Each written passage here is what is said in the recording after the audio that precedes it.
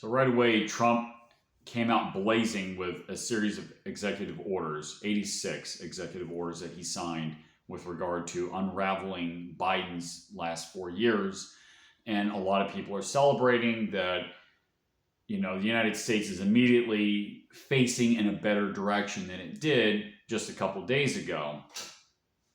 However, and I've been saying this many times, I caution people, the United States hasn't been completely taken back. In addition to the necessity to take the states back, the education system, the military, and other institutions, there are serious problems culturally that has metastasized as a result of bad ideas that have been brewing for hundreds of years and has come to the United States and has been here for over 100 years here in the U.S. You got to remember, we still have a central bank, the Federal Reserve, that is the source of a lot of institutional problems. But we also have a series of very wound up bad ideas that has infected this country that has, as a result of that, caused a lot of the stupidity, degeneracy, the demographic collapse of the people that are generational Americans. And it's not going to be fixed overnight. It didn't get this bad overnight, and it's not going to be fixed overnight. This has been wound up for over 100 years, and it's going to take a long time to unwind this. Trump is going to have his work cut out for him, and it's not going to be just Trump. It's going to be a lot of people on the state level, a lot of people, other people within the government, a lot of people like myself making videos, talking to people, and talking about solutions, which I've done quite a bit as well. It's going to take J.D. Vance getting elected in 2028 and then again in 2034. He's going to have to be a two-term president to even start facing institutionally a lot of the things that need to be faced.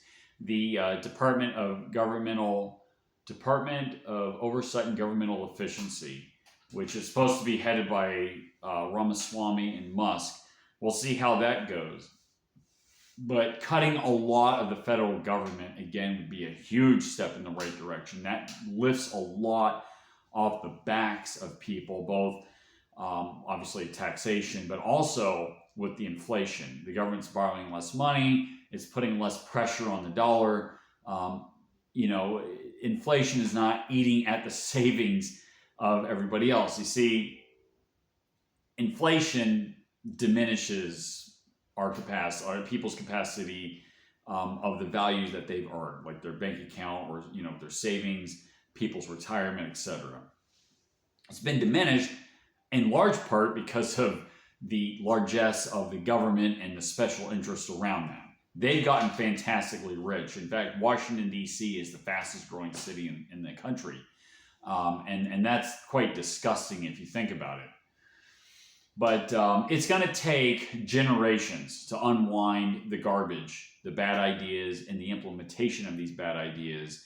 And like I've always said, reject modernity and embrace reason. Okay, the solution is reasoning, teaching people how to think.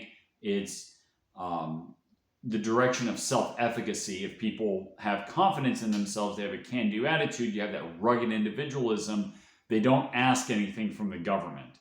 And then politically, you could start to, it's easier to shrink the government in that political environment. So anyway, it's not over yet. It's just beginning, and it's going to be a hard, long fight for decades. For much of my lifetime, I'm going to have to be fighting the garbage that's being put out for the last 100 years, and especially the last 50 or 60 years especially. So anyway, it's a start.